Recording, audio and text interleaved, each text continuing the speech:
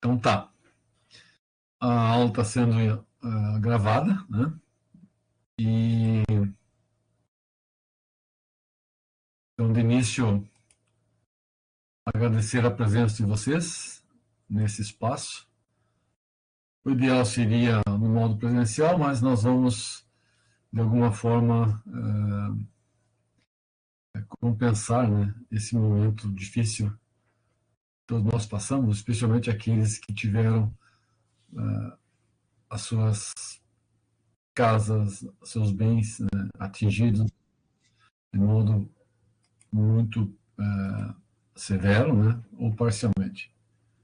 Então, o que se deseja é que todos tenham força e uma pronta recuperação, né, do ponto de vista físico, material e mesmo, às vezes, psicológico. Né? Muito bem. Então, para que nós possamos iniciar a nossa, ou reiniciar, né, a nossa disciplina, nós precisamos falar um pouquinho sobre o nosso cronograma, e aí ele vai ficar bastante enxuto, né?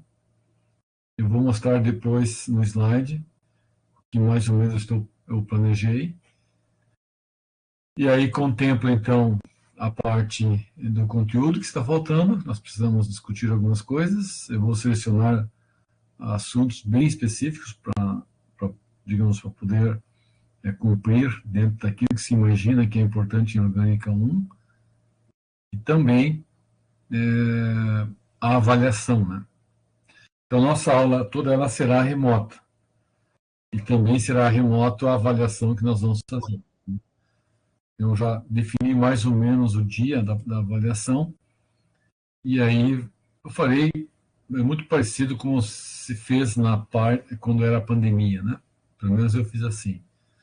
Nós vamos lançar a prova num dia, no início, naquele dia da aula, vocês entram na sala de aula, a prova será enviada pelo e-mail, e no outro dia, a hora que fechar as 24 horas, se devolvem a prova. Né? E é uma prova, claro, como ela é remota, vocês podem consultar, vocês podem eventualmente tirar dúvidas entre vocês, mas isso não impede que vocês façam uma resposta única, né, de vocês. Tá? É isso que se quer. Né? A discussão, às vezes, que acontece entre os colegas, ela é bem profícua. Né? Às vezes, ela ajuda até a compreender melhor certos conceitos ou tirar certas dúvidas. Né? Ok? Alguma pergunta? Alguma dúvida?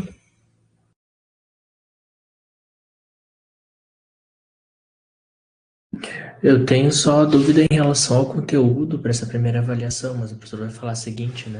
Isso. Então, eu resolvi deixar a mesma estratégia da avaliação, porque eu tinha proposto no calendário anterior, no cronograma anterior, a hora que nós terminássemos a parte estereoquímica, nós teríamos uma avaliação. Tá? Então, agora, como também o conteúdo será, digamos, mais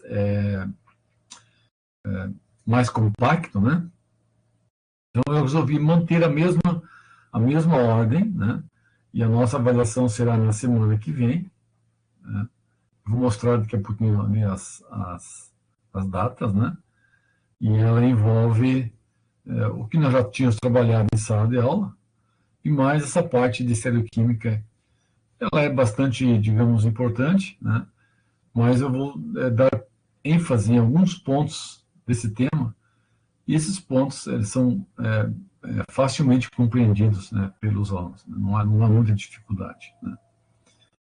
Mesmo sendo, digamos, um assunto novo, e por ser um assunto novo, é mais fácil você direcionar aquilo que realmente agora é importante. Né? É claro que estereoquímica ela é um tema assim, nossa, vastíssimo, né? Com muitas coisas bacanas que acontecem na natureza. Mas nós temos que reduzir isso e deixar com outra oportunidade, né? Essa discussão mais lúdica da cadeira. Né?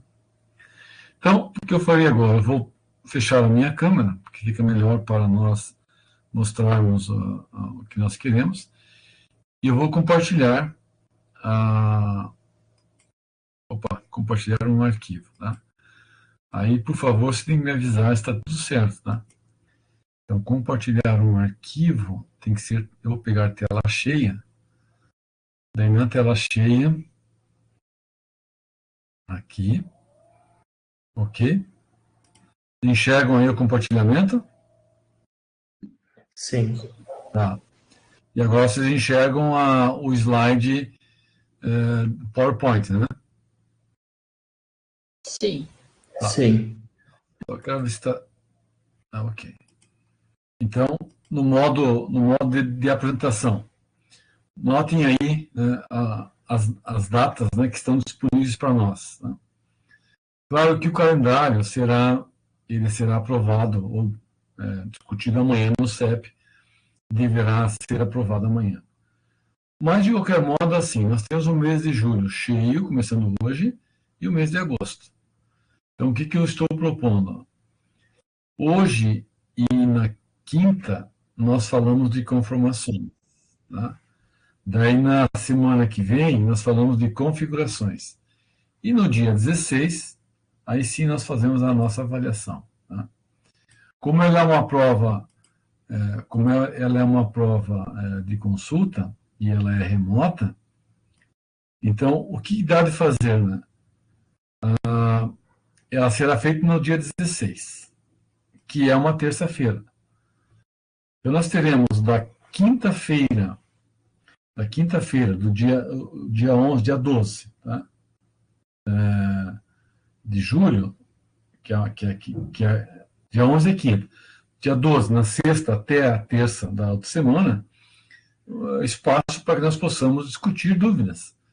E aí você pode usar bastante, né, o WhatsApp, porque o WhatsApp é muito prático, né, na hora de você tirar dúvida, de você comentar algumas coisas, né?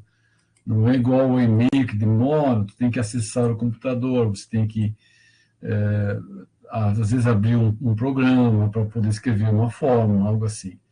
Enquanto que no WhatsApp eu posso, né, e vocês também podem apresentar as dúvidas escrevendo e tirando uma foto, tá?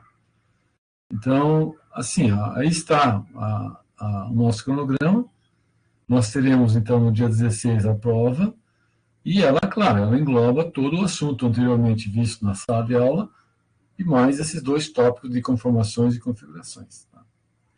E depois nós entramos naquilo que a Orgânica 1 ela se propõe, né, que é estudar algumas reações, né, que é a substituição nucleofílica, as adições, as eliminações, e no finalzinho os alcanos. E aí, lá no final, no dia 27, é a prova, também, né? Também com consulta, né? Remota. E quem ficar em exame, ficará, então, no dia 29 para exame. Como aqui nós não temos ainda definido qual é o dia, né, que será feito a apropriação dos conceitos, então nós temos tempo aqui tranquilo, né?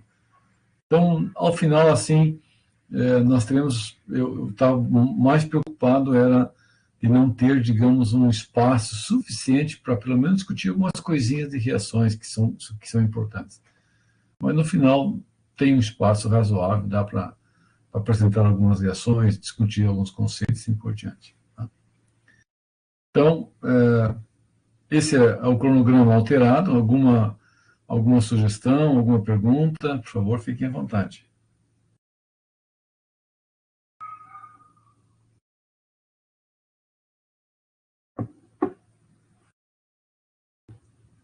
Posso seguir, então? Pode. Pode. Ok.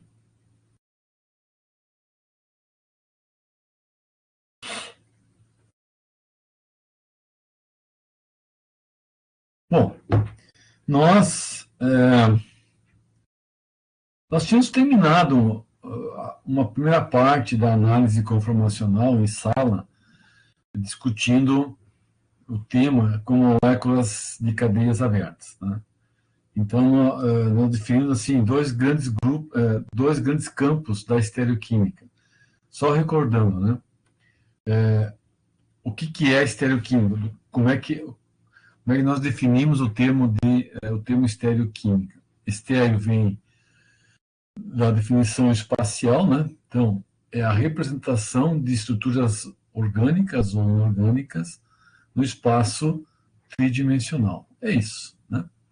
Então, uma dada molécula, quando se escreve amônia em NH3, desta maneira aqui, ou se coloca os pares de elétrons, não é a mesma representação quando se descreve a amônia desta forma. O par de elétrons do nitrogênio, as 3 ligações NH, e aí é claro, né? Lembrando que a amônia, nesse caso, tem um híbrido sp3. E, por consequência, a estrutura ela é tetraédrica. E se ela é tetraédrica, a sua representação no espaço, né, é dessa forma. Então, o que é a estereoquímica? De maneira bem simples, é o desenho, né, das estruturas químicas no espaço. E a partir desta representação tridimensional, você consegue explicar propriedades físicas, né? Você consegue explicar propriedades químicas. Esta é a grande vantagem de você conhecer, de você entender, né, um pouquinho sobre... Primeiro é a representação, é desenhar corretamente. E segundo, que importância tem esses arranjos espaciais nas propriedades físicas e nas propriedades químicas, né? Então, a estereoquímica em 3 dimensões, ela se relaciona com os arranjos das moléculas, com os arranjos dos átomos. De que maneira esses átomos estão arranjados espacialmente nas 3 dimensões. Tá? Diferentemente da inorgânica, por exemplo, vamos pegar lá o NaCl. Né? O NaCl é um retículo cristalino em que você tem um padrão repetitivo nas 3 dimensões, no eixo X, no eixo Y e no eixo Z. Então, se repete, né? Alterna o cátion, alterna o ânion nas 3 dimensões. E esse padrão, ele é único, exclusivo, né? Bom, significa então que nós temos uma única forma para o NaCl, e realmente é uma única forma. Ele obedece a um sistema cristalino cúbico. Ok. Então, a representação tridimensional do NaCl é, na verdade, através de um cubo. Muito bem. Mas nas moléculas orgânicas, esse padrão repetitivo, ele não existe, né? Por que não existe? Porque o NaCl tem ligações iônicas, né? Iônicas. E nos compostos orgânicos, a ligação que predomina é a covalente. E sendo uma ligação covalente, tu tem as interações entre um átomo A e um átomo B muito mais de menor intensidade, né, porque são menos polares, e as interações intermoleculares entre a estrutura, a molécula AB com a sua vizinha, ela é diferente, ela é mais fraca. Então, essa interação intermolecular que está aqui entre o B e o A e o B, ela é de natureza covalente. Já no NaCl, é de natureza iônica. Então, esse padrão repetitivo, você não vai encontrar aqui nos compostos que têm ligações covalentes. Não vai, não tem jeito. Tá? Então, cada molécula, cada substância orgânica poderá ter diferentes arranjos espaciais. E são esses arranjos que nós vamos discutir. Bom, esses arranjos são arranjos em 3 dimensões. Tá? E a estereoquímica conformacional, ela se relaciona, né? Ela se relaciona com os processos rotacionais. Tá? É disso que trata a estereoquímica conformacional. Dos processos rotacionais. Tá? Então, o que nós vamos apresentar? Sempre um conjunto de arranjos, e esses arranjos alguns têm preferência sobre os outros, e essa preferência impacta nas propriedades físicas e propriedades químicas. Então, nós começamos lá no início com o etano, né? A molécula mais simples do etano, se pode escrevê-la como sendo isso aqui, ó, né? Um arranjo na qual você tem as ligações dos átomos de carbono com os átomos de hidrogênio. E aí, não esquecendo, né? Cada átomo de carbono é híbrido sp3. E o que nós queremos entender? Qual é o impacto na substância, né, do etano quando essa ligação aqui rotaciona livremente?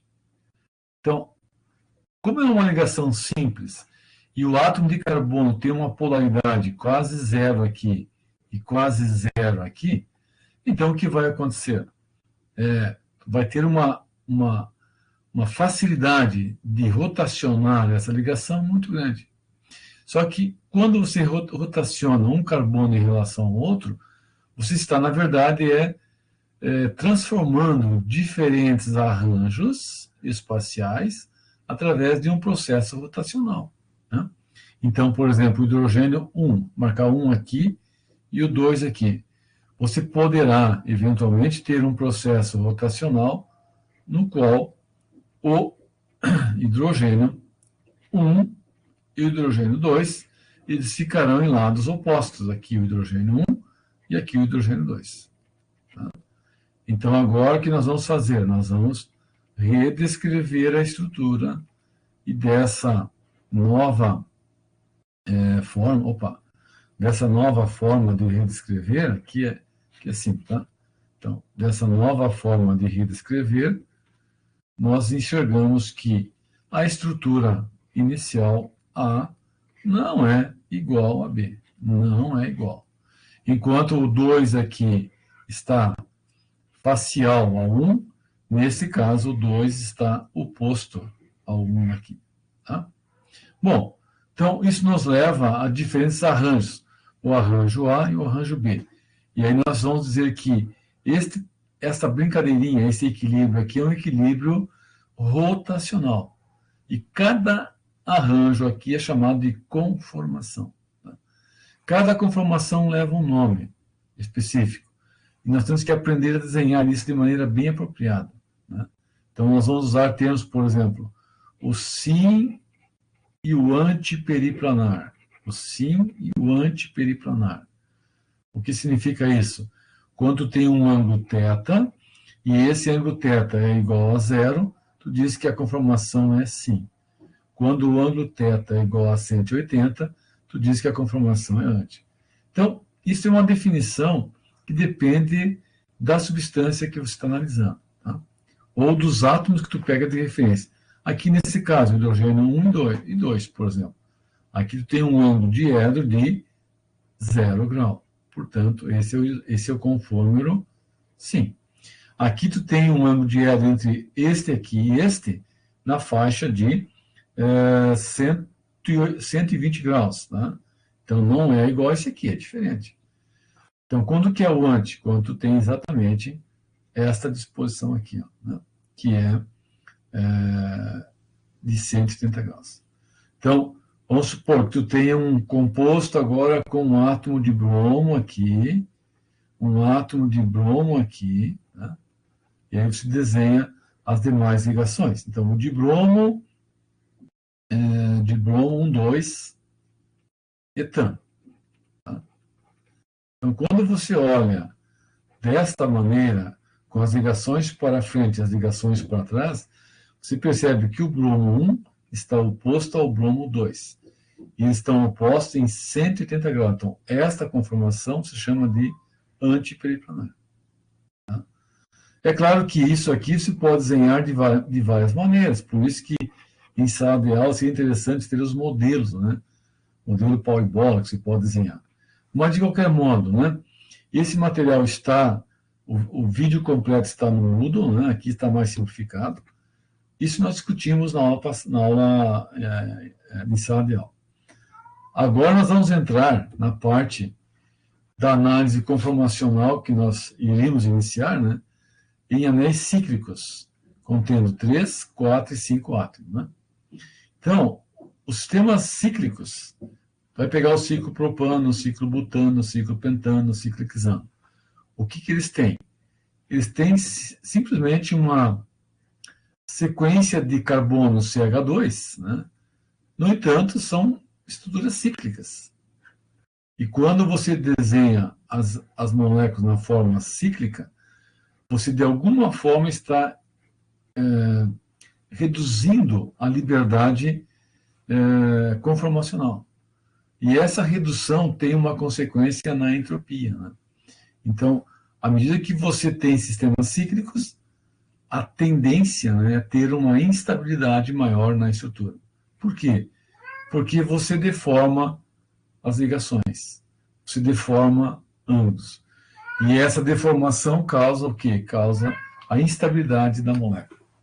Eu tenho que... Aqui tem uma gata miando aqui.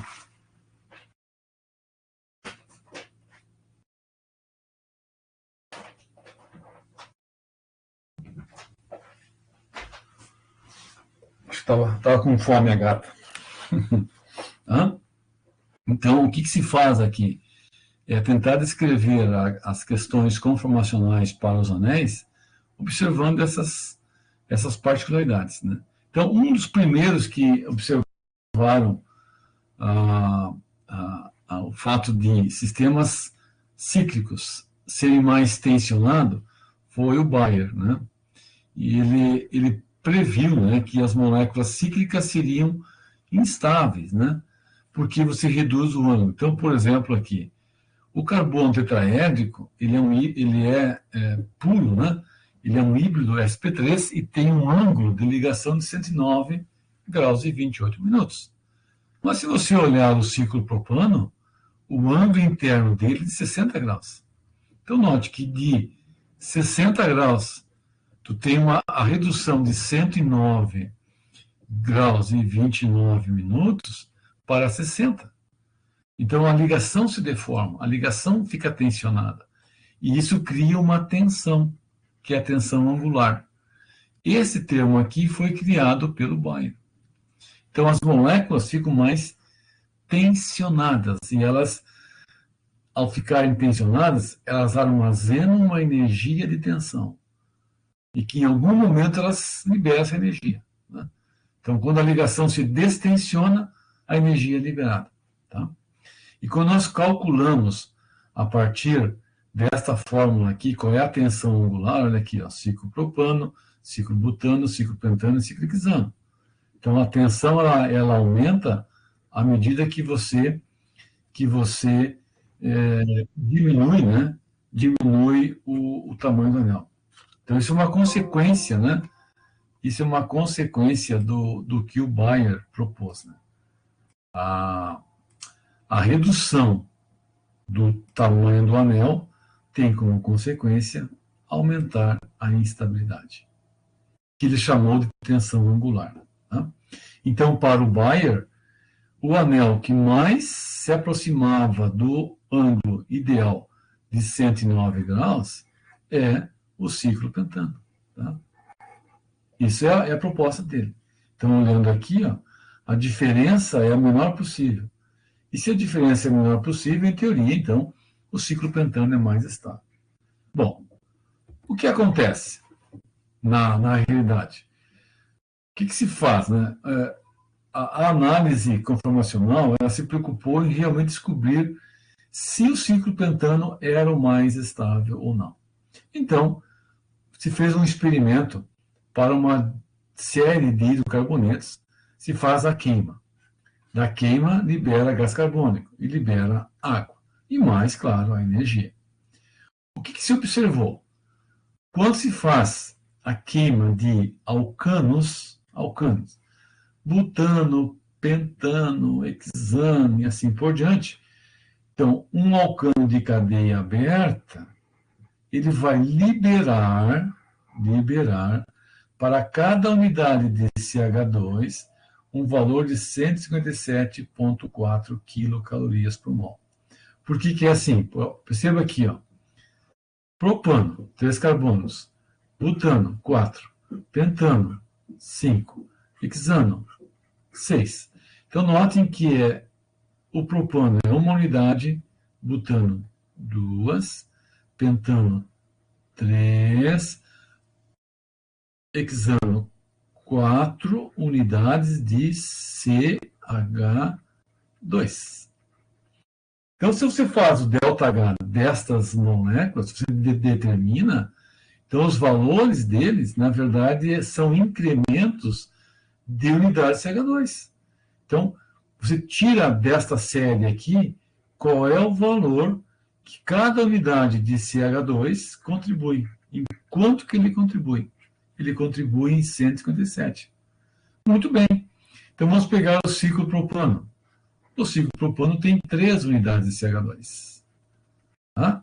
Vamos pegar o ciclo hexano. Opa, o ciclo hexano tem 6 unidades de CH2. Então, pegamos 3 e multiplicamos por esse número. Pegamos 6 e multiplicamos por esse número. Nós teremos o valor teórico. Tá? Teórico. E aí se faz a queima. A queima do anel de 3, anel de 4, anel de 5, anel de 6, anel de 7. Então, a queima do anel de 6 gerou um calor de combustão, que é dentro do erro experimental, por unidade de CH2, exatamente igual ao do hexano. Tá? Então, na verdade, nós comprovamos que o ciclo hexano é aquele que tem a menor tensão que o Bayer chamou de tensão de Bayer. É o ciclo menos tensionado. Então, a diferença entre o calor calculado e o calor de contrato foi 0. No entanto, olha o ciclo pentano. A diferença foi 6,5. Tá? Então, não é o ciclo pentano mais estável. Por quê? Porque agora, experimentalmente, tem uma diferença de 6,5. Ok? E o ciclo propano, claro, é o mais instável. E por que o mais instável? Por esta razão. Porque ele tem uma deformação angular a mais severa possível. Você sai de um ângulo ideal de 109 graus e 28 minutos e reduz a molécula a um ângulo de... reduz as ligações carbono-carbono a um ângulo de 60 graus. Tá? Então, essa tensão, ela instabiliza a molécula. E quanto mais tensionado é a estrutura, maior a deformação dos ângulos, maior a deformação das distâncias de ligação e maior é a repulsão entre os átomos que estão vizinhos. Tá?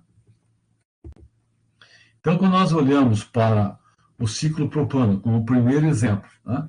O que ele tem? A tensão de Bayer, a tensão de Pitzer e a tensão de Prelog. Tá? O que são essas 3 tensões que aparecem nesse composto cíclico? A tensão de Bayer é sempre a tensão angular. Tá? A questão angular é a questão que está relacionada, né, com a deformação do ângulo e da distância. A tensão de Pitzer, ela está relacionada com os pares de elétrons que formam a ligação química e que elas são frontais. Tá? Frontais. Nós já vamos mostrar aqui no ciclo propano. E a tensão de Prelog é, na verdade, a repulsão. Tá? Repulsão dos átomos. Né? Então, nós vamos dizer que o ciclo propano tem uma energia latente armazenada. Por quê? Porque ele tem a maior deformação angular, ele tem as ligações que compõem o anel, todas elas estão uma frontal à outra. Então, tu imagina o seguinte, tem uma ligação aqui, um átomo de hidrogênio aqui e um átomo de hidrogênio aqui.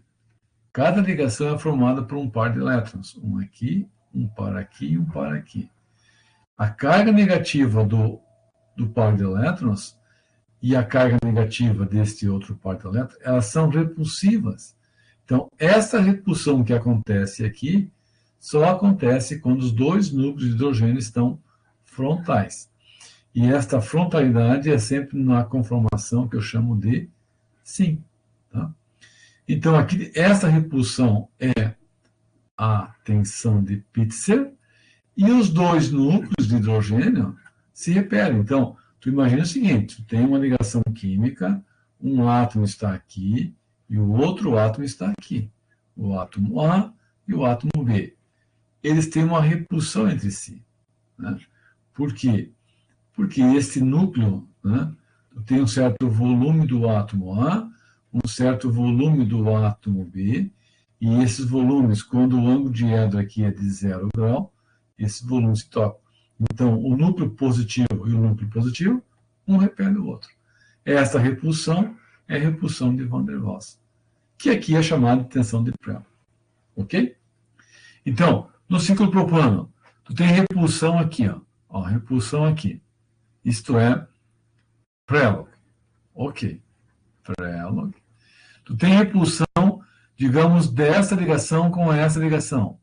Desta com essa. Então, a repulsão que se dá aqui nas ligações, eu vou chamar de Pitzer.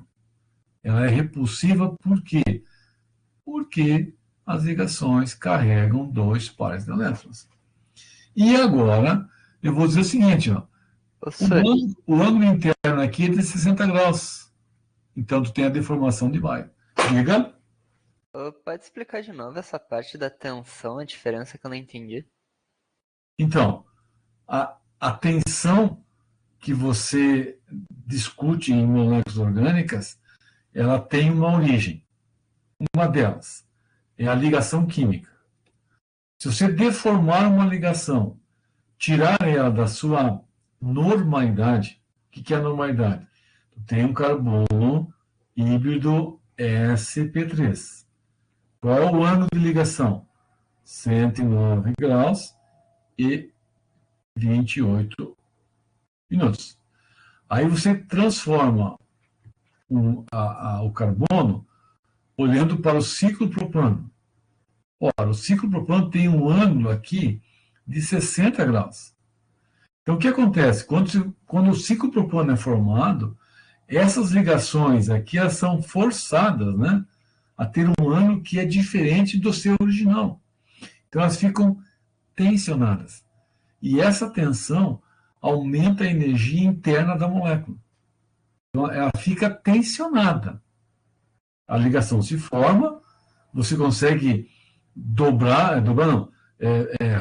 diminuir o ângulo, você tensiona a molécula. Agora, o que mais ocorre? No ciclo, e aí particularmente no ciclo propano, né, tu tem assim, vamos supor, tem um átomo aqui para frente e um outro aqui também para frente, ó, os dois hidrogênios, H e H. Então, o que acontece agora? Pelo anel, considerando que o anel tem essa característica, essas duas ligações que eu estou destacando aqui, elas são frontais umas às outras, frontais. Então, o par de elétrons que está aqui e o par de elétrons que está aqui, os dois têm carga negativa. Então, isso aqui, o que ele é? Repulsivo. Então, você está agregando deformação angular, você está somando a repulsão dos elétrons de ligação. Então, esta repulsão se chama de tensão de Pitzer. Então, quando as ligações são frontais, elas são repulsivas, não tem jeito. Muito bem. E o último fato é, cada núcleo deste átomo e o núcleo deste átomo tem no seu centro uma carga positiva. Então, nós temos duas esferas que têm a mesma carga. Então, se os elétrons se repelem, também se repelem os hidrogênios. E essa repulsão das esferas ou dos átomos se chama de Van der Waals. Entendeu? É Guilherme, né? É Henrique, mas sim, entendi. Não, desculpa, Henrique. Então, essa é a ideia. Então, por que o anel de ciclo propano é o mais instável? Porque ele tem as três deformações mais exageradas, né? A tensão de Bayer é a maior, a tensão de Pitzer é maior e a tensão de Prelog é maior. Claro, estou comparando ciclo propano, ciclo butano e ciclo hexano, né? Coisas comparáveis. Observem agora aqui, ó, no metil ciclopropano. O que acontece com a tensão desse ciclo? Tem que aumentar. Por quê? Porque a metila tem um raio de 2 angstrom. Então, a repulsão aqui ela é maior do que essa. No dimetil ciclopropano é a mesma coisa. No dimetil ciclopropano. Só que agora tu tem o dimetil trans e o dimetil cis. Quem é o mais instável? É o cis. Por quê? Pela questão repulsiva. Né? Chama-se repulsão estérica. Então, comparativamente, quem é mais estável? É o trans. Quem é menos? É o cis. Por quê? Porque o trans, apesar de ser... o trans tem repulsão aqui. Tem repulsão aqui. Mas é entre metil e H. No cis, tu tem a repulsão aqui, ó. Então, aqui tu tem uma esfera de 2 angstrom e uma esfera de 2 angstrom. Não tem jeito. Elas irão se tocar. E essas esferas pertencem a núcleos positivos. Então, não há Cristo, né, de você acomodar isso aqui. Mas observa assim, vamos supor que fosse possível, tá? Mas não é. Tá? Vamos supor que nós tivéssemos aqui uma esfera ligada aqui de carga positiva, um cátion, e aqui uma esfera de carga negativa. Isto aqui seria repulsivo? Não, seria atrativo. Né? Mas os núcleos nas moléculas orgânicas, eles não têm, os átomos, desculpa, eles não têm uma carga, né? Eles não são na forma aniônica, na forma catiônica. Eles são átomos, algumas vezes carregados, mas ali os dois têm a mesma polaridade. Tá? Então, se repele. O núcleo tem a mesma carga, então se repele. Então, tudo corrobora, né, para a instabilidade dessa molécula. E aqui, ó, né, aqui é no modelo que se faz, né, a partir de cálculo computacional, né, você pode usar o modelo bola e bastão, né, ball stick. Então, se enxerga bem claramente, né, os átomos de carbono, os átomos de hidrogênio. Então, estas representações são representações em 3 dimensões. Tá? É disso que trata, né, a análise conformacional. E no ciclo propano, a coisa é tão drástica, né, que a ligação química carbono-carbono não é linha reta. Ó. Ela descreve uma forma dobrada. E essa forma dobrada é o que nós chamamos de ligação banana. Né? Então, o ciclo propano tem ligações tão deformadas que elas não conseguem ficar exatamente no eixo de referência, no eixo de ligação. Elas se dobram, né? E ao se dobrar, elas criam uma tensão enorme. Tá? Ok? Então, o ciclo propano, quando você compara com o oxirano, ó, tu tem o éter aqui, tu tem o ciclo propano aqui. Só para vocês terem uma ideia. Qual dos dois é o mais estável? Né? Os dois são estáveis. Por quê? Porque os dois são anéis de 3 átomos. Então, o ciclo do oxirano tem um oxigênio. O ciclo propano tem 3 carbonos. Veja, este ângulo aqui é de 60 graus. Muito bem. Mas o oxigênio, por ter 2 pares de elétrons, então ele tem uma ligação aqui, agora é importante. Ó. Esta ligação aqui não é igual a essa. Aqui é 60 graus. Mas aqui ela é também de 60 graus. Só que quando você compara uma molécula aberta, por exemplo, de um éter, e você compara com o propano, vamos pegar esse caso aqui, ó, o propano é 109 graus e 28 minutos. E o éter aqui, ele é de 104 aproximadamente. Observe, tu tem uma diferença de 104 graus para 60. E tu tem uma diferença de 109 graus e 28 minutos para 60. Em qual dos casos a variação no ângulo é maior, é mais drástica, é mais brusca? A maior variação é aqui. Né? Então, o ciclo propano ele é mais instável que o oxirano. Por quê? Porque tu tem uma deformação angular maior nele. Muito bem. Qual é a segunda razão? A segunda razão está aqui, ó, gente. Está aqui, ó. Olha só, enquanto que no ciclopropano nós temos, né, todos os hidrogênios, no oxirano, o que vai acontecer? Ó? No oxirano, ele tem as duas orelhinhas, nós chamamos orelhinhas as duas orelhas de coelho. Né? Essas duas orelhinhas, esse aqui, ó, uma orelhinha aqui e uma orelhinha aqui. Né? E aí, as duas ligações. Então, é um coelhinho, tá? Coelhinho da Páscoa. Bom, olha aqui. O par de elétrons, N. O par de elétrons, N. A ligação carbono. Este núcleo aqui é positivo. E o elétron que orbita aqui é negativo. Então, esta interação ela é mais fraca, ela é menos repulsiva do que aquela que ocorre entre os hidrogênios aqui. Ó, tá? Então, também isso faz com que a estabilidade. Então, o oxirano ele é mais estável. E este aqui é mais instável. Instável. Ok? Então, a entalpia de combustão será diferente. Este aqui tem uma entalpia maior e esse tem uma entalpia menor.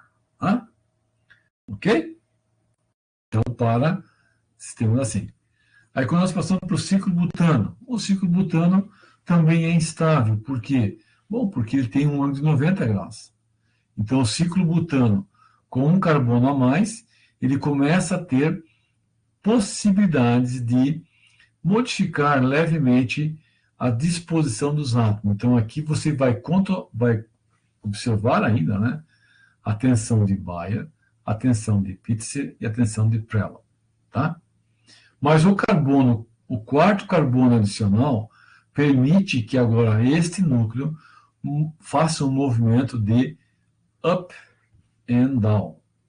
Quer dizer, você sobe e desce o átomo de carbono. Sobe e desce, sobe e desce, sobe. Então, por exemplo, aqui, tu tem uma conformação totalmente planar e ela agora, esse carbono desce, esse carbono sobe. Ao subir e descer, ó, então aqui quando o carbono desce, ele passa para cá. Quando o carbono aqui sobe, ele passa para cá. E isso desalinha. A posição original estava aqui, ó, né? Estava aqui, ó. Então, tem um pequeno ângulo aqui, um pequeno desvio angular. E esse pequeno desvio angular desalinha os hidrogênios. Esta posição aqui original era 0 grau, e ela não é mais, né? Então, quando tem esse movimento up and down, tem isso aqui, ó, né? Ó. Então, na posição de Newman, tu enxerga que este ângulo aqui, não sendo 0 grau, se ele é diferente de 0 grau, você pode ter uma tensão menor. E aí o que vai acontecer? Olhando aqui, ó, o ciclo butano é um pouquinho mais estável, não muito, mas é. Tá? E finalmente chegamos no ciclo pentano. Tá? Então, na projeção de Howard, está aqui, você olha a molécula de frente, essas ligações se aproximam do observador, e aqui fica um perpendicular. Então, esta conformação é planar, e aí o ciclo pentano tem uma conformação chamada envelope. Tá? O que é o envelope? É você pegar um desses átomos aqui e jogar para cima e para baixo. Né? Da forma envelope, tu tem a meia cadeira. Tá?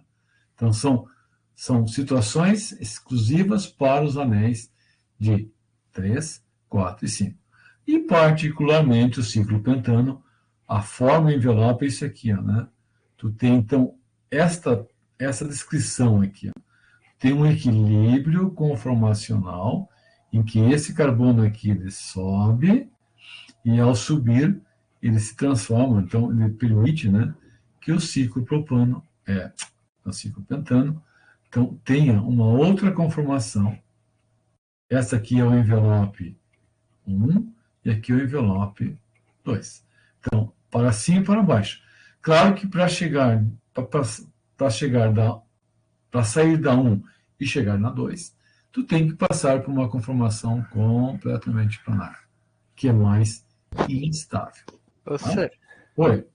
eu li no livro que para fazer essas mudanças tem a ver com a rotação entre a ligação sigma dos carbonos. Isso, exatamente. Mas eu não consigo entender como tu girar o carbono faz com que esse movimento up and down, tipo, não... Não, assim, ó, quer ver? Olha aqui, ó. Considere aqui na porção de Howard, tá? Totalmente planar. Se você faz esse movimento, ó, você vai rotacionar aqui. Mas veja, o que é a rotação? Não é uma rotação completa, tá? É você empurrar esse átomo um pouquinho para cima. Quando se faz esse movimento de jogar o átomo para cima, a ligação carbono-carbono, ela levemente ela torce, ela tem uma rotação curta. E essa rotação faz com que o átomo suba. Você pode fazer o inverso, você pode descer ela. Então, ao descer, então, tem aqui, está subindo, então você faz o inverso agora, tu desce ela. Opa, é para cá. Né? Ao descer, então, esse átomo desce, sobe e desce. Então, são rotações que acontecem através da ligação simples. Tá? Ou olhando aqui embaixo, né? Ou olhando aqui, né? nesse caso, ó. A ligação que está entre esse carbono aqui e o que está atrás, se rotacionar ela, esse hidrogênio pode ir para um lado e para o outro. Um lado e para o outro. Mas, claro, ó, não é uma rotação completa, tá? Não é. Por quê? Porque o anel não permite isso. Tá? Pessoal, vamos fazer um intervalinho de... Que horas são agora? Agora são 7h23. Voltamos às 7h30, pode ser? Pode ser. Então tá. Lembrando, isso aqui está sendo gravado, tá? Depois eu vou salvar o material, salvar o vídeo, né? E mando o link para vocês. Tá bom? Muito bem. Então, parando a gravação momentaneamente. Vamos iniciar a gravação da aula e reiniciar então a nossa aula.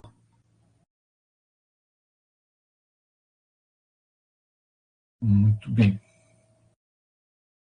Deixa eu fazer uma coisa aqui. Eu preciso... Tá. Compartilhamento. Tela cheia.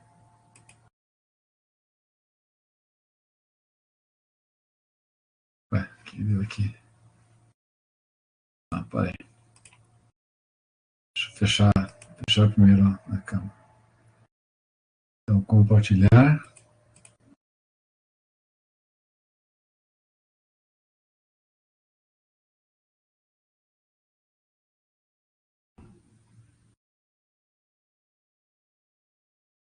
Por que eu não posso compartilhar a tela?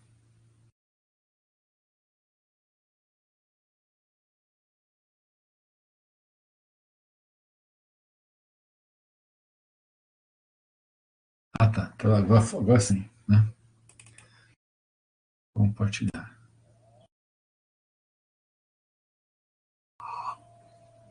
Então, estou enxergando agora, né, a tela, certo? Sim. Bom, acertar aqui, uma coisa aqui, para aí. Tem que fechar umas coisas que não precisa. Isso aqui não precisa. O que eu fiz? Ah, eu fechei.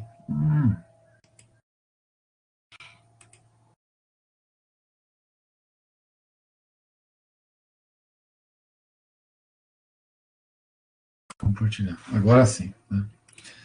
Eu andei fechando uma coisa que eu não devia ter fechado aqui. Deixa eu ver uma coisa aqui.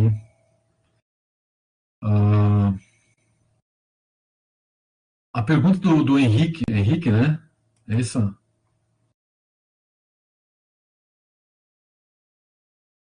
A gente está na sala?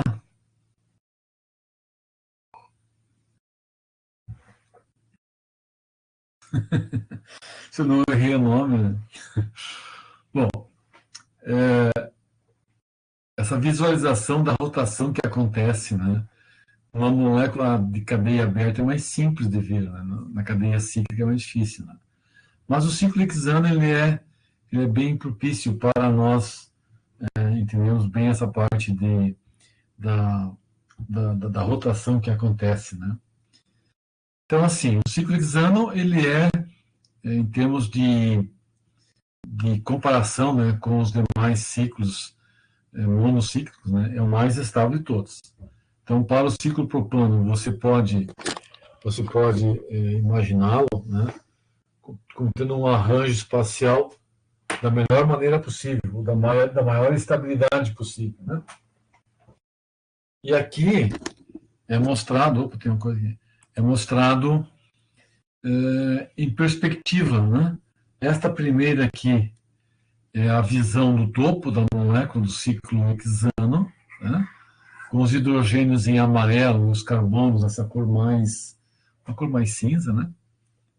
E no lado direito, os mesmos átomos, só que numa perspectiva de lado, né? Em que os carbonos descrevem um arranjo espacial todo ele particular, observa aqui, né? Cada átomo de carbono aparentemente tem um desenho, tem um arranjo que nós chamamos de conformação cadeira, né? Ó, bem bonitinho, tá? Claro, é uma perspectiva, né? E os hidrogênios agora em amarelo e branco, eles têm posições bem distintas no espaço. Então, rigorosamente, quando se desenha o ciclo hexano, né, desta maneira aqui, por exemplo, assim, o que você está subtraindo quando você faz esse tipo de representação? Uma informação valiosa, né? Uma informação valiosa do anel, que é a disposição dos átomos. Dos átomos de hidrogênios nessas direções que são aqui verticais e as outras que são horizontais. Então, tem hidrogênios nessa direção aqui e hidrogênios nessa. Então, este arranjo em 3 dimensões, ele é muito mais rico em informações do que esta forma aqui, né? E a pergunta que se faz é que importância tem esses arranjos quando se discute reatividade, quando se discute propriedades físicas, ponto de fusão, ponto de ebulição, solubilidade e assim por diante, né? Então, nós vamos olhar isso. Então, o que acontece para o ciclo hexano? Ele tem uma conformação preferencial, né? Ele é sempre a forma cadeira, né? Ele é uma substância que assume uma representação em 3 dimensões na forma cadeira, tá? Isso vale para o ciclo hexano. Então, a cadeira 1 e a cadeira 2. Qual é a diferença entre elas? É que você observa que este carbono que contém os hidrogênios de esfera vermelha e azul, ele está aqui. E este carbono aqui à esquerda, que tem a esfera azul e vermelha, ele está aqui. Quando esse movimento acontece, tu chama de inversão do anel. E a inversão, ela é conformacional, porque a rotação através da ligação simples, ela é completa. Ela é de um ângulo de 60 graus. Então, notem, todos os hidrogênios que estão na posição vertical, aqui aparecem em horizontal. E os hidrogênios horizontais aparecem verticais. Isto é uma característica do ciclo hexano. Não esqueçam disso, né? A inversão conformacional, a inversão do anel, reposiciona todo o hidrogênio axial vira equatorial e todo equatorial vira axial, né? Isto quer dizer que os hidrogênios no ciclo hexano tem dois ambientes químicos. Dois ambientes químicos. Então, tu tem um hidrogênio axial e um hidrogênio equatorial. Tá? E aí, o que se faz aqui? Bom, você vai voltar a analisar o ciclo hexano da perspectiva das repulsões. Quais são as repulsões que predominam, né, no ciclo hexano? É Prelog, é Bayer ou é Pitzer? Então, o que nós sabemos é que esta repulsão aqui é predominante. Né? É a repulsão mais fácil de ser visualizada no ciclo hexano, que é a repulsão entre os volumes dos substituintes. Então, para o ciclo hexano, nós voltamos aqui na nossa tabelinha. Ó, né? O ciclo hexano tem a menor diferença da tensão calculada e da teórica. A tendência aqui é ser zero. Tá? Então, é o mais estável possível. Ok?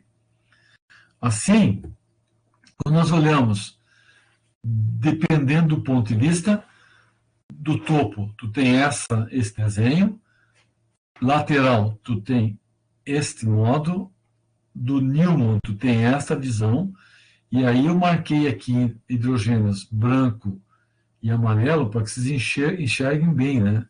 Por exemplo, aqui na projeção de Newman, tu tem hidrogênios amarelo para cima, amarelo para baixo, e os brancos na região aqui, ó, equatorial. Ok? E quando você transforma uma conformação na outra, os brancos se transformam, né, vão para a posição axial, e os amarelos para a posição equatorial. Então, isso é inversão conformacional. Tá? Aqui estou marcando, nesse modo, na visão lateral, os hidrogênios em amarelo, todos eles que são aqui axiais, embaixo todos são axiais, e os brancos todos são equatoriais. Ó, todos são equatoriais. É como se fosse um cinturão. Tu tem uma estrutura orgânica com 6 átomos de carbono, a região periférica dela é rodeada por hidrogênios, e mais ou menos no centro dela aparecem os hidrogênios axiais. Então, na visão do topo, tu enxerga isso aqui. Ó. Na periferia, ó, os hidrogênios que estão aqui. Ó. Esses hidrogênios aqui são os equatoriais. E esses hidrogênios aqui tem 3 em cima e 3 embaixo. São os axiais. Tá?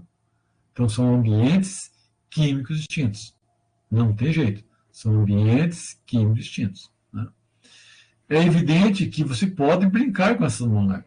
Então, eu vou fazer uma coisa aqui que é usar, né, usar um programa, né, que é o ChemDraw.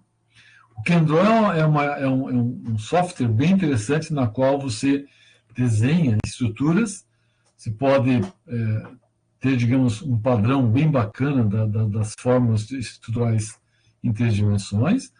Você pode conseguir também a nomenclatura dos compostos, né? E tem uma outra questão importante que ele te permite você usar um pouquinho da parte de simulação computacional, né? Usar um cálculo de mecânica molecular, MM2 ou MM3, e este cálculo te dá algumas ideias bem interessantes dessas moléculas. Então, por exemplo, eu desenhei aqui o ciclo hexano, tá? Ou o 1-metil-3-bromo ciclo hexano. Então, eu vou copiar este composto dissubstituído, vou copiar ele, e vou jogá-lo num arquivo aqui no ChemDraw em que ele faz a simulação. Então, eu fiz colei. Tá? Então, o que tu enxerga aqui? Ó? Que o metil bromo ciclo hexano, o ciclo, ele obedece à ideia do anel de 6 átomos contendo um arranjo, né, que é em cadeia. Então, eu vou marcar aqui o carbono 1 em amarelo. Tá? Carbono 2, carbono 3, carbono 4, carbono 5, carbono 6, tá? Em amarelo. Aí, as diferentes visões dessa molécula. O átomo de bromo é vermelho e a metila está aqui. Então, veja assim, olha só. Quando você olha em perspectiva para o anel de 6, independente de como você olha ele, é sempre a forma cadeira. Ó. Eu posso olhar ele no topo, aí eu não enxergo a cadeira. Mas se você tem uma visão lateral, ó, é muito claro essa disposição dos átomos de carbono numa forma que nós chamamos de forma cadeira. Uma outra questão importante agora é aqui, ó. Notem que esses grupos aqui, o bromo com relação ao carbono, eles ficam opostos, tá? Esse carbono da metila com o carbono do anel também é oposto. Então, no ciclo hexano, todas as ligações, todos os ângulos procuram, de alguma forma, estar na forma mais estável possível. Notem aqui, ó, né? Ó, o hidrogênio, esse hidrogênio 16, o 17, o 18, eles estão aqui em oposto, né? Então, cada átomo de carbono é estrela, tá? Isso para o ciclo hexano. Agora, eu vou fazer o seguinte. Eu vou desenhar, lá no ChemDraw, vou desenhar uma molécula de cadeia aberta, para que nós tenhamos uma ideia do quanto bacana é esse tipo de software. Então, o que eu fiz aqui? Ó? Eu fiz o dibromo butano. Tá? Cadeia aberta. Então, selecionei ele, copiar, abrir o programa que faz o ChemDraw, que faz a simulação, colei, Ctrl V. Então, o que aparece aqui? Ó, os átomos de carbono, os átomos de bromo, e você pode manipular a visão que você queira da molécula. Tá? Mas o que é interessante nesse programa aqui, que você pode vir aqui no Calculations, tá? Buscar o MM2, que é a mecânica molecular 2, e fazer uma Minimize Energy. Tu clica aqui, Minimize Energy, e aí tu vai buscar, ele já vem com um defaultzinho dele, ó, né? Manda ele correr a molécula para obter o mínimo de energia. Então, tu dá o run. Tá? O que ele faz? Ó, ele está ajustando todos os ângulos. E aí já calculou. Tá? Já tem o output final. O que importa para nós agora é o seguinte. Ó, esta molécula tem a conformação mais estável com os dois bromos com um ângulo de diedro de 60 graus, aqui, e as duas metilas 60 graus. Muito bem. E esse carbono 2, ele é totalmente estrelado. Tá? Agora, o que também o programa permite? Você gira um pouquinho aqui e vamos fazer o seguinte. Vamos brincar com esta molécula e vamos dizer que nós queremos calcular quais são os diedros e quais são as energias relativas quando você seleciona um diedro em particular. Então, por exemplo, vou pegar o hidrogênio 10, marquei em amarelo, o carbono 2 em amarelo, o carbono 13 em amarelo e o hidrogênio 11 em amarelo. Notem, para você calcular o diedro, tem que marcar 4 átomos. Por quê? Porque o diedro é sempre aquele, é o ângulo entre dois planos. Então, o hidrogênio 10 e o carbono 2 formam um plano. O hidrogênio 11 e o carbono 3 formam outro plano. Muito bem. O que fazemos agora? Calculations. Pimba. Ó, bingo. Calculations. Notem que agora aparece aqui, ó, Diedral Driver. O que é esse Diedral Driver?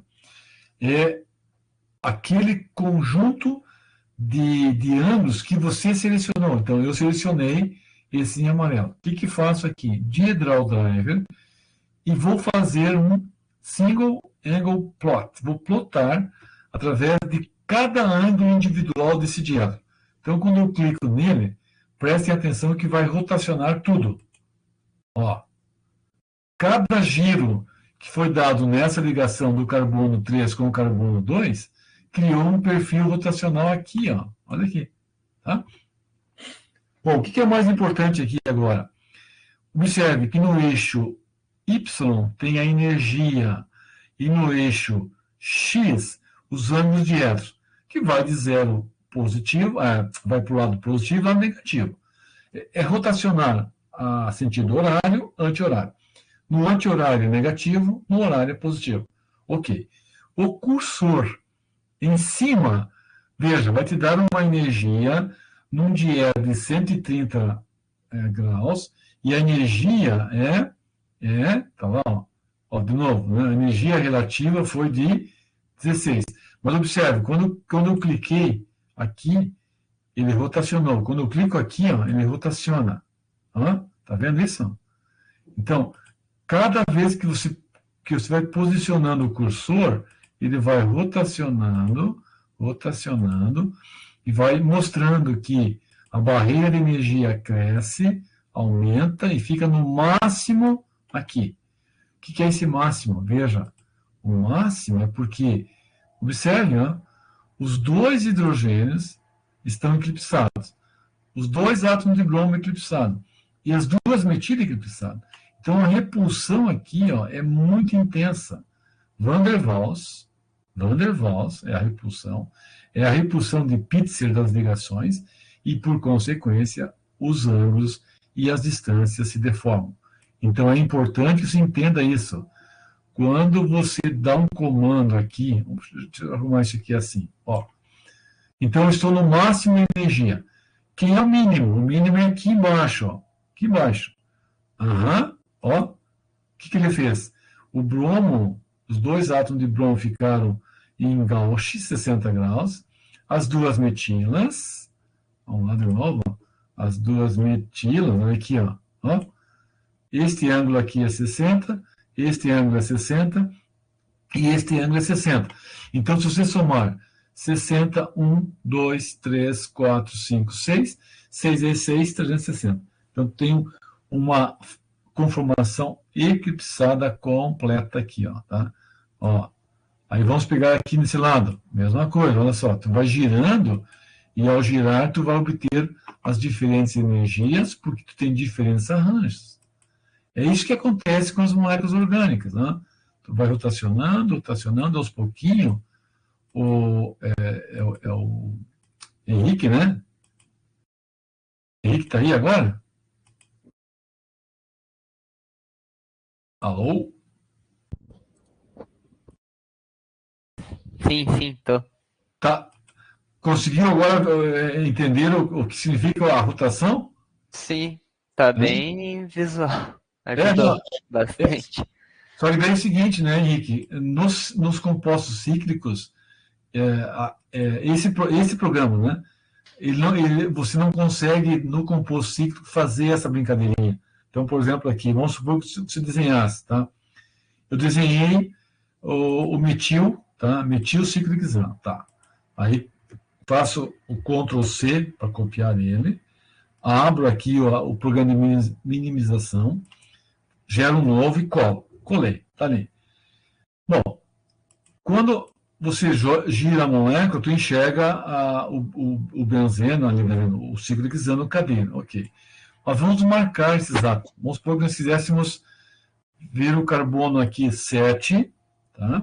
7, carbono 6, carbono 5 e hidrogênio aqui. Então aqui eu tenho o ângulo direto. Qual é o problema? Aqui, esse é o anel, tá ali. Só que daí, por ele ser ciclon, ele não consegue girar. Então, no ícone de cálculo, no diedral driver, ele não fica ativo. Tá? Senão nós poderíamos simular aqui. Bom? Então, isso é interessante. Voltamos agora para a nossa aula mais como se diz, mais paradinha, né? E retomando, então, o ciclo hexano, o que ele tem de preferência? Duas conformações, duas formas cadeira, uma oposta da outra, né? Não é que seja oposta, né? Na verdade, tu tem a inversão nas posições dos átomos. Tá? No ciclo hexano, a forma, o termo mais usado, né, para explicar a estabilidade ou a instabilidade das moléculas do ciclo hexano com um substituinte, com dois ou com mais, é este termo aqui. Ó, tá? E esse termo é fundamental vocês guardarem. Interações 1,3 diaxiais. Elas sempre são de natureza repulsiva. Tá? Sempre são repulsivas. Isso quer dizer o seguinte, ó, não importa qual é o substituinte, todo e qualquer substituinte no ciclo hexano que se estiver na direção axial, ele torna o ciclo mais instável. E essa instabilidade tem basicamente uma única origem, é o famoso steric grounding, que é a repulsão estérica. Então, na verdade, é o seguinte, ó, nas posições axiais, os hidrogênios são sempre repulsivos, ó, não tem jeito. Aqui o carbono 1, aqui o carbono 2, aqui o carbono 3. Lá do outro lado é a mesma coisa, é 3. Então, essa distância aqui é 1,3. Essa distância é 1,3. Então, do que depende a repulsão? Do volume do substituinte. Então, naturalmente, quando você pega o ciclo hexano sem nenhum substituinte, tem um hidrogênio aqui e um aqui. Ó. Um Hzinho aqui, um Hzinho aqui e um Hzinho aqui. Ah? Ora, o tamanho deles é idêntico. Né? Tem a repulsão aqui? Tem. Não. Tem uma repulsão 1,3 aqui. Por quê? Esse carbono é 1. Esse é 2. E esse é 3. Assim, tu tem a repulsão 3 no ciclo hexano. Mas quando você converte a conformação cadeira 1 na conformação cadeira 2, cuidado agora, olha aqui, ó. Este carbono e esse carbono, eles estarão assim, ó, desta forma que você vai desenhar. Então, este carbono aqui, ó, ele está aqui, ele está aqui, este aqui está aqui, e aqui, e este carbono está aqui, ó. E atenção, ai meu Deus, o que eu fiz aqui? Onde é que eu apertei? Ai. Ah, tá. Então, os hidrogênios que eu marquei com a bolinha preta, eles estavam todos axiais. Então, nesse carbono aqui ele vai ficar equatorial, nesse carbono ele vai ficar equatorial e nesse carbono equatorial. Repete? É assim. Ah. Eu não entendi bem essa... Tipo, gira 160 graus em relação ao quê? Porque quando eu penso em virar o... Sim, eu tô imaginando o que você está pensando aqui, ó. Pegar como referência aqui, ó. Tá? Hidrogênio, vou chamar aqui de hidrogênio A, tá? Ai, caracas. A, hidrogênio B.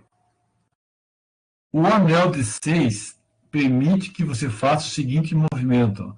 Esse hidrogênio aqui esse carbono vai subir, e ao subir a ligação vai girar 60 graus. E quando ela gira, o hidrogênio B, que era equatorial, vira axial. Não tem jeito, é assim. Eu tenho que mostrar no modelo, seria mais fácil. Né?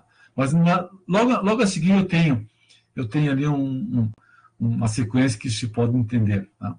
O que eu quero frisar aqui, o ciclo hexano, ele se instabiliza quando as interações 1,3 diaxiais aumentam, quando as interações repulsivas aumentam.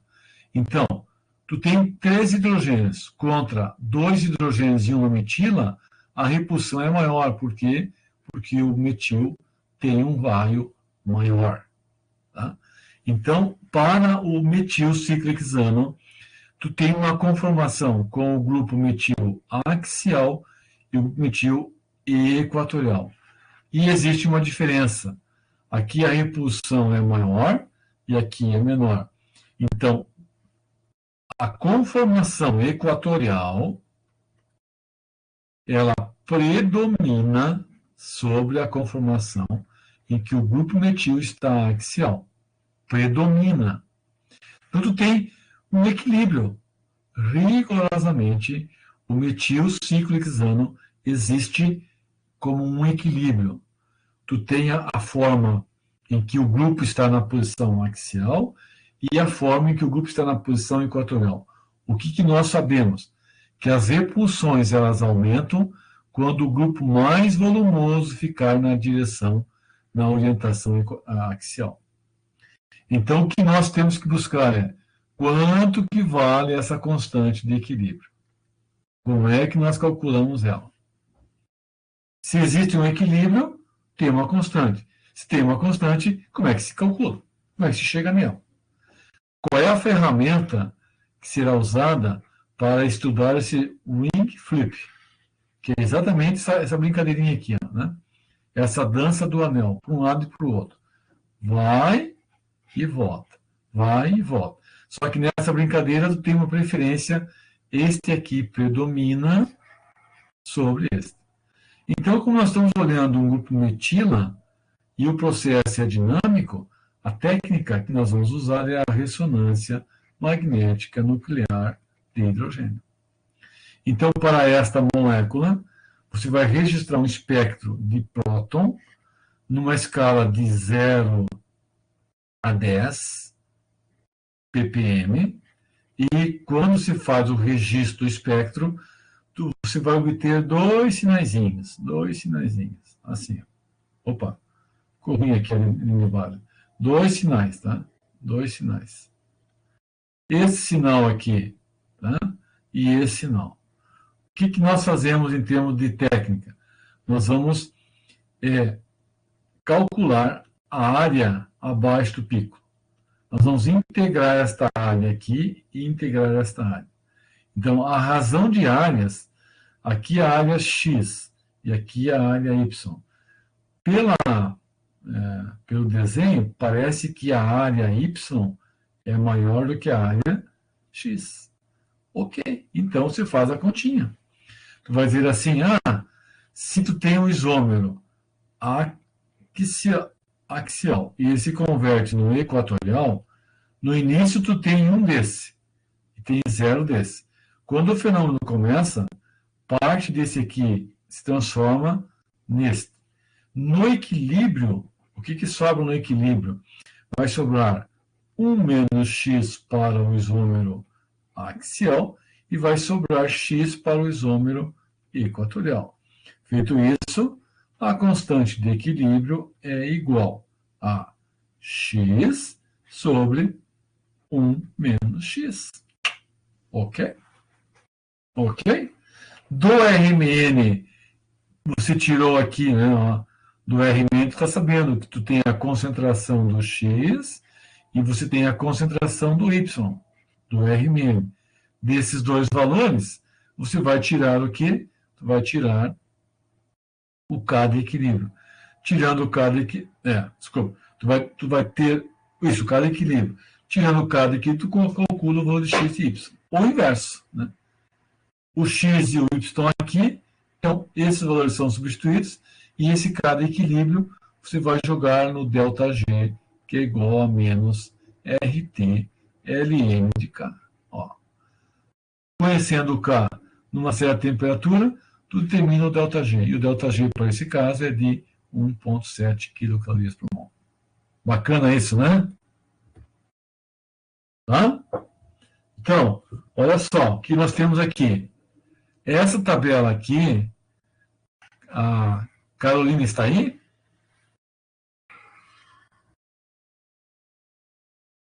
Sim. Tá. Posso chamar de Carol? Pode. Tá. É que eu vi no WhatsApp, né? Carolina, assim, é dada aqui uma estrutura genérica em que o ciclohexano tem um hidrogênio e vizinho a ele na posição 1,3, 1,3, tu tu tem o X. Ó, X.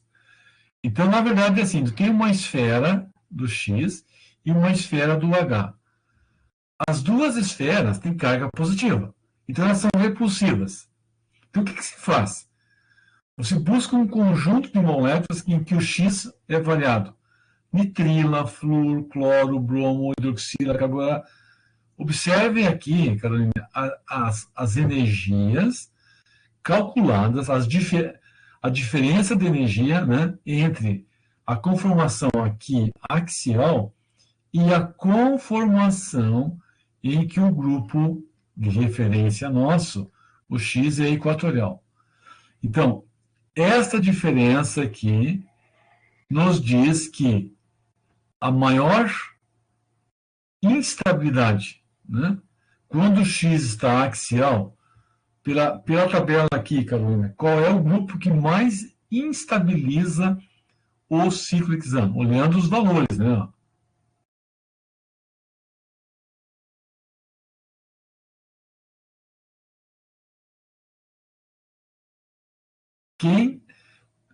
Qual é o grupo que torna o ciclo hexano mais instável? O grupo de maior energia?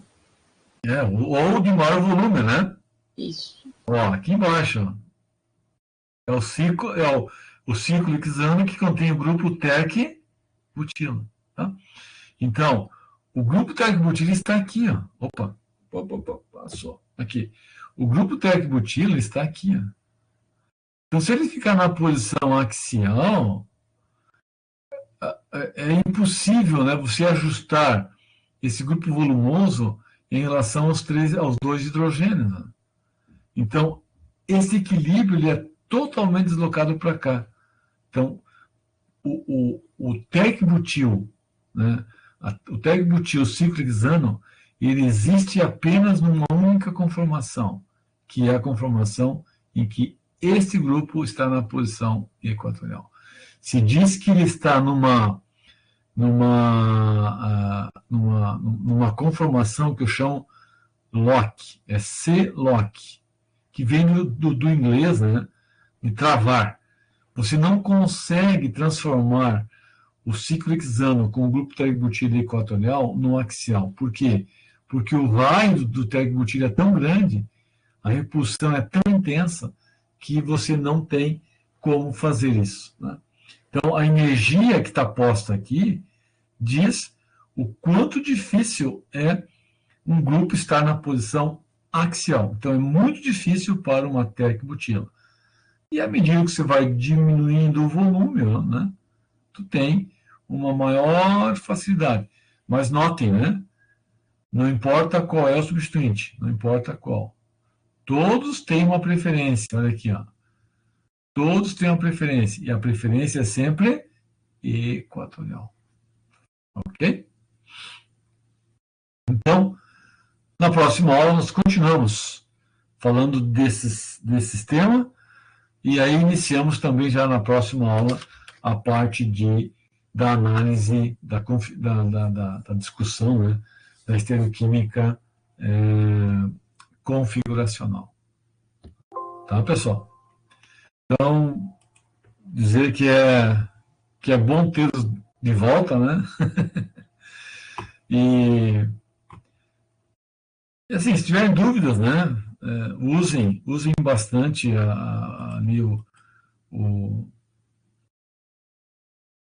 o WhatsApp, né?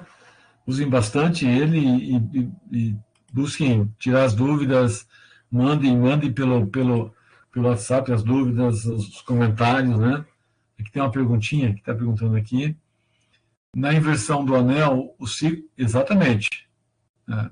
E essa é a ideia, Henrique. Mas essa inversão do anel, ela só acontece no ciclo hexano.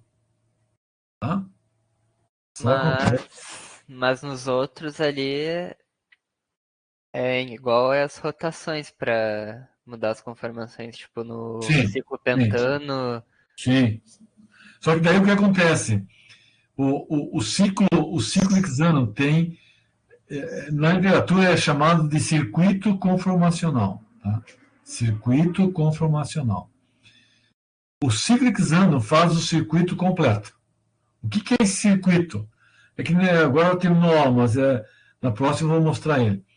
É você acompanhar um determinado átomo e observar que ele vai percorrendo todo o ciclo do ciclo hexano, assumindo, jogando os hidrogênios, ora axial, ora equatorial, ora axial, mas para que isso aconteça, tu tem que dar um giro completo de 60 graus. No ciclo pentano, tu tem um pseudo-movimento. O que é o pseudo-movimento?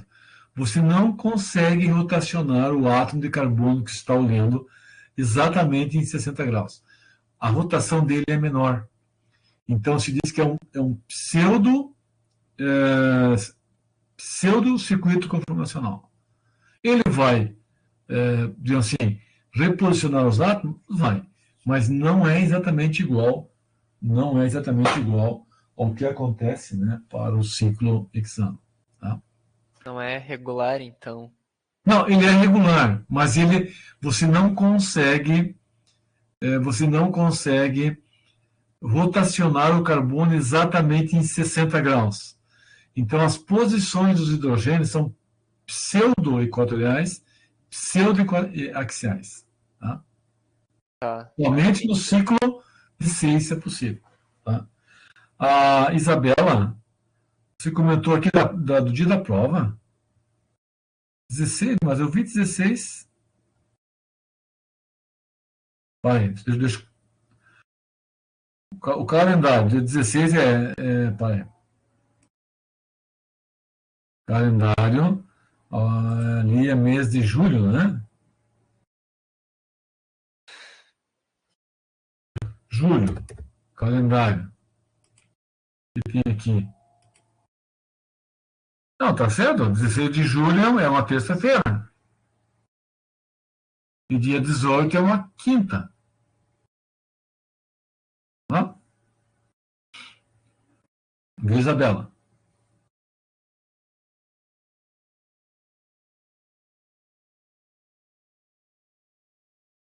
Eu acho que fui eu que fiz a confusão, professor, porque eu anotei aqui que as provas seriam dia 17 e dia 27. Dia 17 de julho e dia 27 de agosto. E aí eu falei ali para ela, mas ela questionou que dia 17 era uma quarta-feira. Não, tá, Não, daí eu falei assim, a prova é dia 16, né, é uma terça-feira, uma prova, e a outra no dia 27, também uma terça-feira. Como elas serão provas remotas, então nós teremos da quinta-feira, na sexta, sábado, domingo e segunda, nós podemos usar esse mecanismo, né, de tirar dúvidas pelo WhatsApp, né? Tem dúvidas, vocês vão voltar à matéria, uma questão X, uma questão Y, a parte de ligação química, a parte de interação entre moleculares, não sei o quê. Estou com dúvida aqui, usa o WhatsApp. Né? Tá? Então é isso, vou parar aqui a gravação, tá? E retornamos na quinta-feira. Tá? Foi muito bom tê-los aqui de novo, né?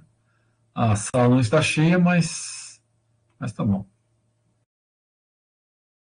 Ok?